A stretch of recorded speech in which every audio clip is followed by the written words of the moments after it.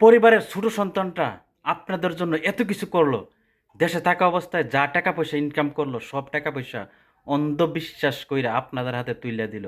Saudi আরব গেল, 5টি বছর হলো, ওইখান থেকেও যা টাকা পয়সা কামাইলো সব টাকা পয়সা আপনাদের হাতে তুইলা দিল।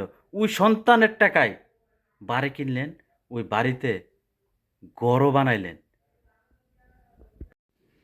এখন ওই ছোট সন্তানের সাথে বিশ্বাসঘাতকতা কইরা ঘর বাড়ি যা কিছু আছে সব কিছু থেকে বঞ্চিত কইরা ওই ঘর বাড়ির মালিক বানাইলেন আপনার মেয়েরে। আপনার ছেলে বিয়ে করলো, 5টি বছর হয়ে গেল, একটা 2 বছরের ছেলে সন্তানও আছে। এখন ওই পুতের বউরও বাইর থেকে বাইর করে দিলেন, তারা এখন বাসা ভাড়ায় থাকে।